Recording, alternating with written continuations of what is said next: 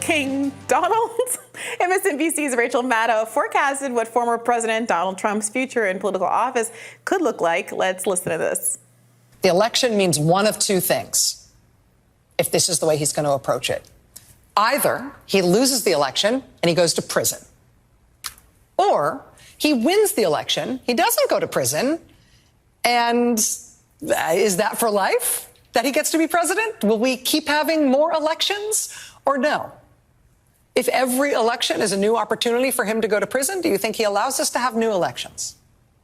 I mean, if those are the stakes, if winning the election is his plan to stay out of prison, what happens in that election if and when he does not win it? I mean, if Trump and his supporters see the stakes as losing and going to prison or winning and being president, and probably president for life, how should we expect that he and the Republican Party and Republican officials in swing states are going to handle the conduct of that election that Trump may very well lose? President for life? What?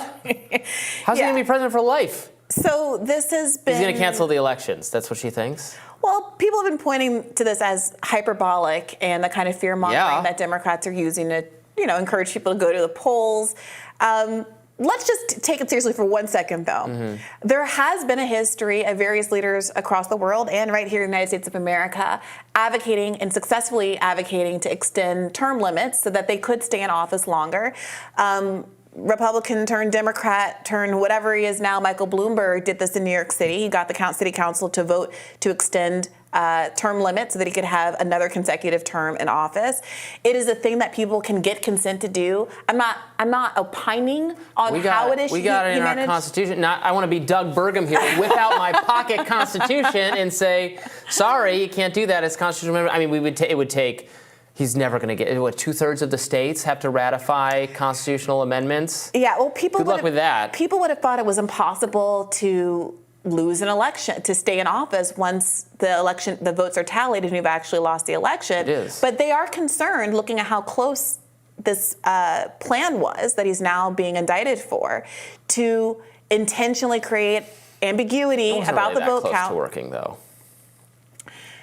It's interesting to play out in a world where Mike Pence played along and created the ambiguity. Remember, the ambiguity wasn't the goal. Mm-hmm. They understood, I think the quote was dead on arrival, that the fake slates of electors weren't going to stand up meaningfully to any kind of close scrutiny or review. review. The confusion was going to allow for them to legally kick it to the states. And then once it's kicked to the voting by state legislature, to the House, voted by state in the House, then the Supreme Court is the one that opines as to whether or not that vote tally was appropriate. And given the political nature of the Supreme Court, the idea being that they could very reasonably decide in his favor, just like Bush v. Gore. And many people understand that to be a wrongly held Bush v. Gore was a genuine, the narrowest election ever, adjudicating a genuinely tricky situation where we're talking about like a few hundred votes that were weirdly and accidentally, but obviously cast for the wrong person because of how that stupid county in Florida made their ballots. That one could have gone either way, sure. So you think, though, with the current Supreme Court we have, you were confident that they wouldn't have upheld a Trump verdict? Yeah, I'm pretty confident. What's the basis of that? Because they've rebuffed him over and over. How was the Supreme Court rebuffed? They didn't want to hear any of his challenges, right? They just rejected them.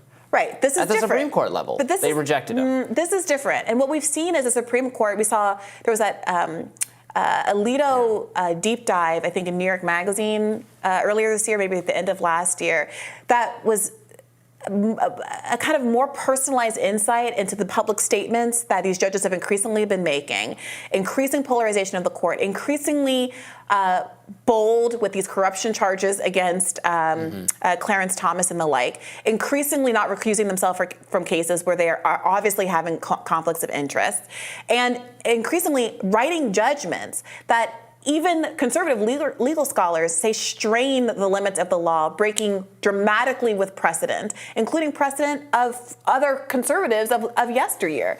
So, the Supreme Court routinely does rule against It does sometimes rebuff conservative interests. All right, so it sometimes rebuffs conservative influence is the kind of ambiguity that makes someone like Rachel Maddow, understandably, I think, not perhaps in the context of extending term limits, but in the context of generally being able to steal elections, tweak outcomes, makes people not especially confident that the Supreme Court is going to be a last bulwark in favor of democracy. Are you willing to roll the dice on that sort of thing? I really do think this most recent indictment. I'm not a supporter of Trump, but I also do trust in the institution of the Supreme Court to prevent his installation as permanent dictator, in fact. It's funny because after 1/6, there was this mockery of the idea that Trump could really actually steal the election, and that a characterization of liberals as being histrionic because they were like, well, politics doesn't work like that. Just because I have possession of Congress with a mob, it doesn't mean that magically makes Donald Trump president. And of course that's true. And there was this suggestion that as various aspects of that day got debunked, they didn't really have zip ties, for instance.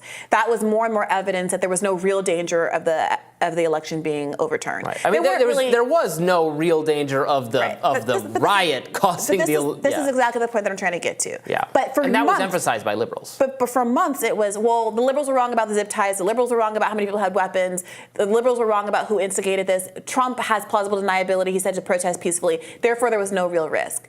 What we are now finally getting to with the context of the specific indictment claims is that it wasn't about 1/6. And when you look at all of the weeks leading up to 1/6, during which Trump and the co-conspirators were allegedly forging documents and squeezing election officials and doing all of the kinds of things that now have have amounted in these RICO charges.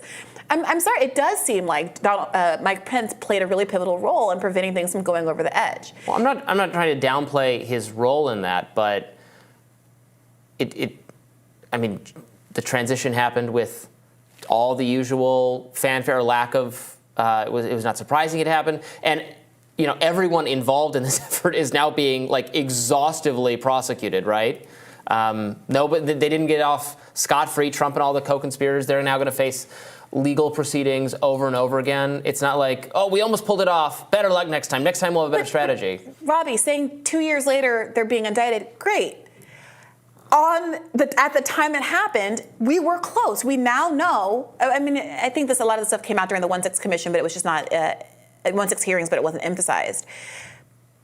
We now know that if Pence had agreed with the plan, if Pence had gone along with the memo that outlined this plan, at very least we would have been in a situation where probably through the proposed inauguration date and all of that, we were still working through the reality situation. There's a significant. What do you mean? How do we know that?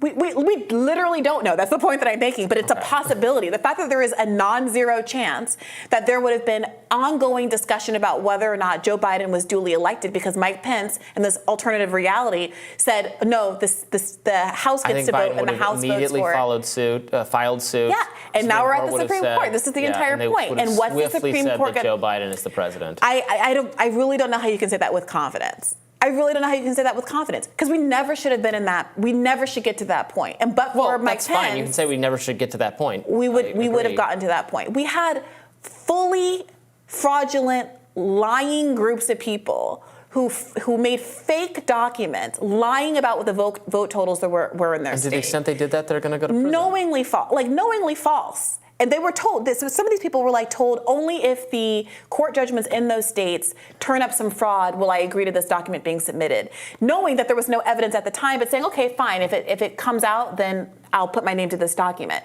and then had it submitted anyway against their wishes. So there's a fraud upon some of these conservative co-conspirators who were in the wrong, but not necessarily willing to commit full hog to election overturning. This is the context that we're in. So the idea that that's a bridge too far, that kind of claim is histrionic. I agree that Rachel Maddow is overstepping here. But this is the world. I don't want to pretend her hysteria doesn't have some basis in reality because of the way that certain Republicans in leadership have behaved, and only because of the integrity of certain other conservatives in leadership, including many members of Trump's DOJ, who were telling him full-throatedly that he was wrong about these election claims, did we not end up in this ambiguous alternative reality.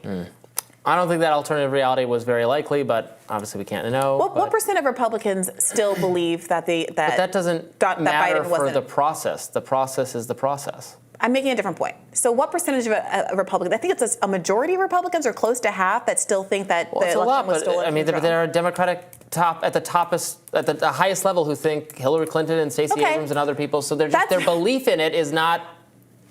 That's fine. The point is, here it is. Percentage of Republicans who think Biden's 2020 win was illegitimate ticks back up to near 70%. This is a poll from August 3rd. I mean, 70%. Poll Democrats in January of 2016. So this is the question. Imagine if it had even gotten farther, and if there had been a vote in the House that corroborated that Donald Trump won, how much that would have shored up these beliefs. Now imagine a world where Donald Trump is saying, but the election was stolen from me. What kind of public support can he get to continue to stay in office? I mean, that's where people are going with this. When you have the masses of the public believing a lie. Commit to that messaging can't even get elected in districts that are held by Republicans in states that vote Republican. So I don't understand how you can attribute that to simply election denialism when Donald Trump, the king of election denialism, is polling at 40-odd points ahead of everybody else in the race, and also, even though he wasn't even there on the debate stage, managed to peer pressure almost everybody on the stage into agreeing that he's the subject of an unfair political prosecution. But it's a general election liability. That's what I'm talking about. Okay. It's a huge general election liability. We'll have more Rising right after this.